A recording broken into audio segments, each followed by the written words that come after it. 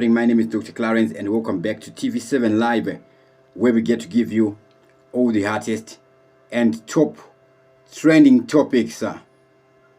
Recently, we witnessed the news of Cephas Ncube becoming the new leader for the war veterans.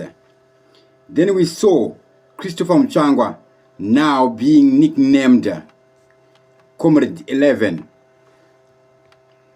So this is a Cephas Ncube, who is the new leader for the Zimbabwe war veterans.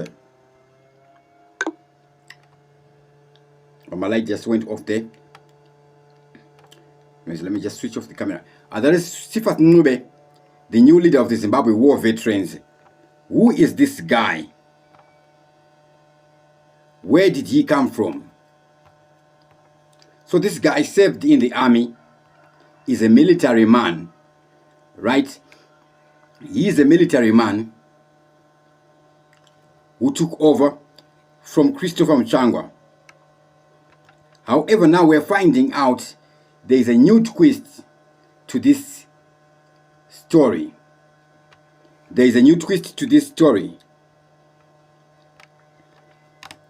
There is a court order that is said to be nullifying this guy's selection as the leader of the war veterans. So we're just going to be looking into that right about now. Enough respect to everybody watching us live right about now. To those watching us live, can you confirm if you can hear me loudly and clearly? Can you just confirm if you can hear me loudly and clearly? So after that election, the war veterans elections, we saw Christopher Mutsvangwa speaking on it.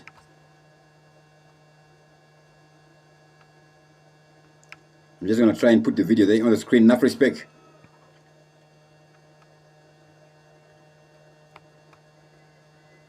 Bear with me, I'm streaming using my phone because there's no electricity. The electricity came back yesterday. So we saw Christopher Mutsvangwa makes this speech here. You have done well for the association. He's a dedicated member of the association. He's a great patriot. He loves his country. He loves the unity of Zimbabweans, Comrade Cephas. And I'm very confident that in him you have deposited all that is the best of the tradition of the war veterans. And he will not disappoint you as a leader. Thank you for it. I am also very happy. It's yet to be from Harare province. You know, we now have our vice chair. And again, in the true traditions of the liberation movement, in Western Island, although there was no gender in love of the country. Everybody went to war because he simply loved the country. Now here he says, I'm very happy that the new chairperson akazvarirwa muHarare. I don't know how this is relevant, and also from all the information we've been getting so far, Cephas Ncube is from Bulawayo. He is from Bulawayo, and now Mutsvangwa is saying, I'm very glad kuti akazvarwa kuHarare. And anyways, if he's glad kuti akazvarwa kuHarare, why would he be glad kuti akazvarwa kuHarare? Would that be basing on his surname? And is it an issue? Big up to Obed Madziwa watching us live right now. To those watching us live, you can write comments in the top chat or the super chat so I can get CNM so I can give you my shout outs.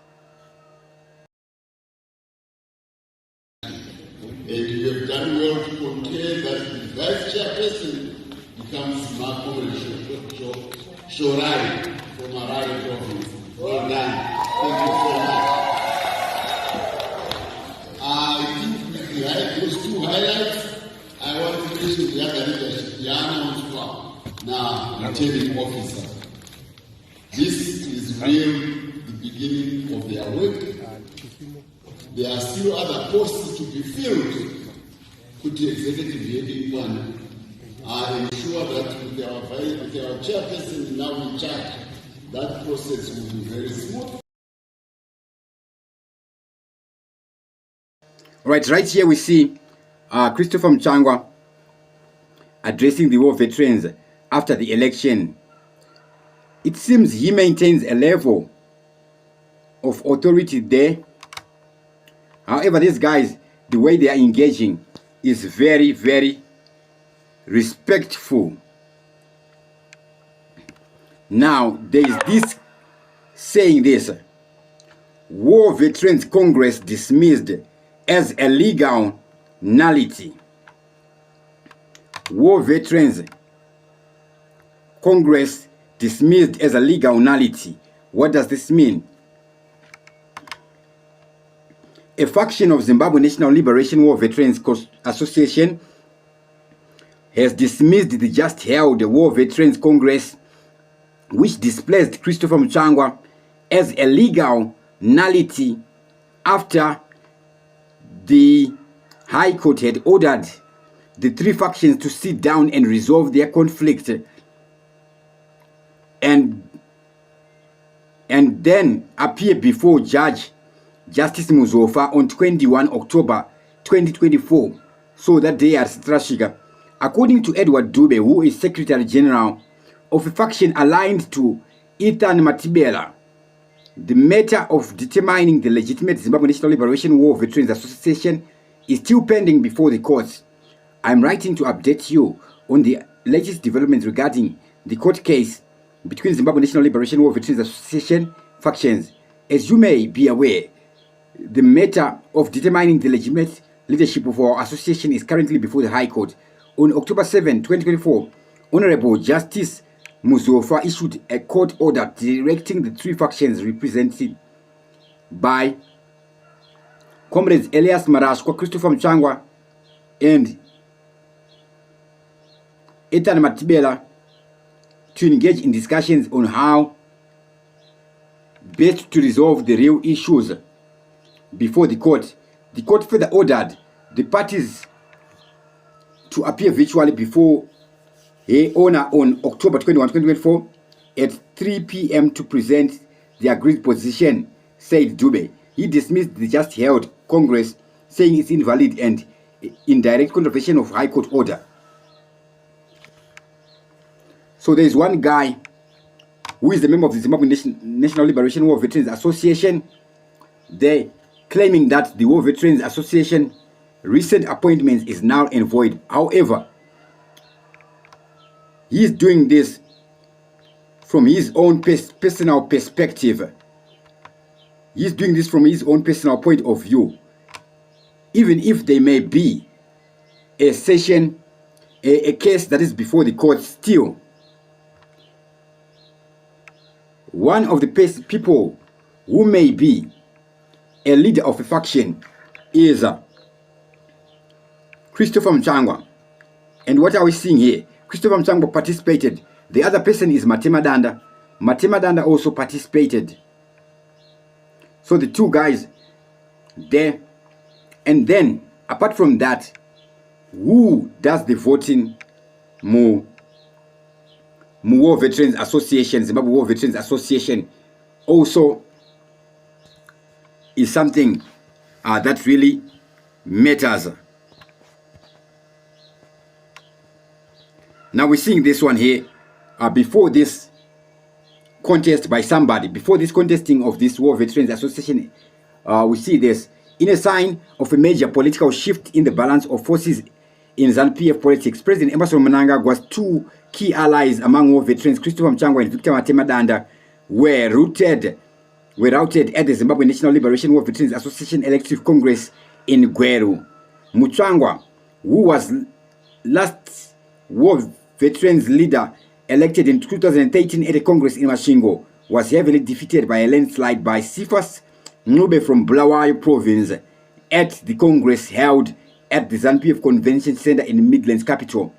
On the video, we saw Christopher Mutsvangwa citing that I'm happy that the new champion person is from Harare, but here it said he's from Bulawayo province.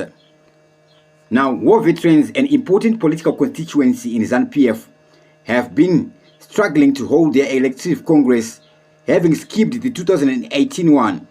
The fact that the shock defeat of the vocal Mutsvangwa and Matimadanda came at the heart of Mnangagwa's political stronghold, left a more dramatic impact. Ncube got 294 votes, while Mutsvangwa, a political bigwig, came last with a paltry 11 votes. Understanding his unpopularity, so Ncube becomes the new chairperson of the war veterans, their top leader. Matimadanda, a Mnangagwa loyalist, came a distant third with 75 votes. Albert Ncube from Matebeleland North came second with 90 votes. Shorai Nyamangondo was elected vice chairperson and opposed. Other members of the new elective executives are Joel Murega, Secretary General, Thomas Manyima, Legal Affairs, Vincent Chinone, Transport, Section Ncube, Finance, Sanik Nguni, Security, Comrade Nyembe Sitogara, Women's Affairs, and Samuel Parenyatko, Political Commissar. So this means there are 3 Ncubes in the War Veterans Executive. The Ncubes are said to be pro-Vice President Kositiro Chiwenga, while Mutsvangwa and Matimadanda are political allies of Mnangagwa despite being sidelined or fled due to internal contradictions. We saw when Mnangagwa came into power in 2017, Mutsvangwa was his advisor, and on his second administration he was Minister of War Veterans. However, Mutsvangwa was fired as advisor in the year 2018 and yet again removed as minister in February this year. I don't know if Mutsvangwa advised Mnangagwa to fire him. Mutsvangwa, Matimadanda, who is currently ambassador to Mozambique, and the outgoing War Veterans Secretary General, was ZANU-PF political commissar. The defeat of Mutsvangwa, a former ambassador to China, and Matimadanda ahead of ZANU-PF's annual conference on 22 October in Bulawayo shifts the balance forces in Chiwenga's favor in a critical ZANU-PF constituency. Mnangagwa and Chiwenga are locked in a fierce power struggle over the unsettling ZANU-PF leadership question. They are fighting for the control of the levers of the state power. This comes as Mnangagwa is trying to extend his rule beyond 2028, constitutional second term limit to 2030, although he publicly denies it. Chiwenga and his faction are opposed to Mnangagwa's continued stay in power, particularly beyond 2028. Mnangagwa's rule has not changed much in Zimbabwe for better after the departure of the late President Robert Gabriel Mugabe. So that is what we are seeing happening here. It is there's been contesting of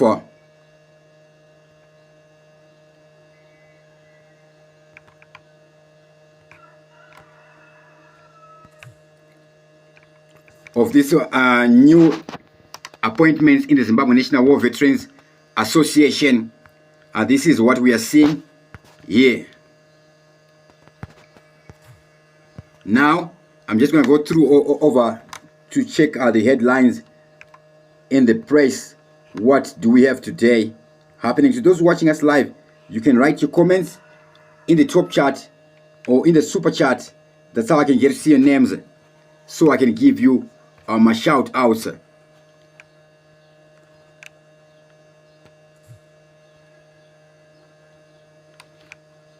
Then we saw there's a woman who was beating a little child also.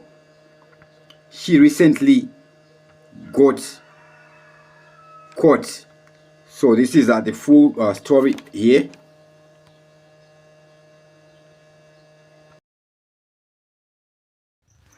The Zimbabwe Republic Police, ZRP, has confirmed the arrest of a 30-year-old woman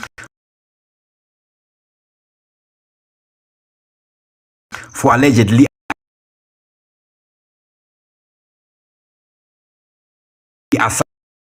assaulting her 10-month-old daughter with a stick in Tembere village in Zimunya, Mutare on October 11, 2024. The incident came to light after disturbing video circulated on social media depicting the woman brutally attacking the child while demanding that she remain silent and forcing her to crawl. The graphic nature of the footage has sparked outrage among the public and raised concerns about child welfare in the community. Authorities acted swiftly upon receiving the reports of the incident. The ZRP has condemned the violence and emphasized the need to protect vulnerable children. In a statement, the police expressed their commitment to investigating such cases thoroughly and holding perpetrators accountable. The accused is currently in police custody as investigations continue. Child protection agencies have been notified and are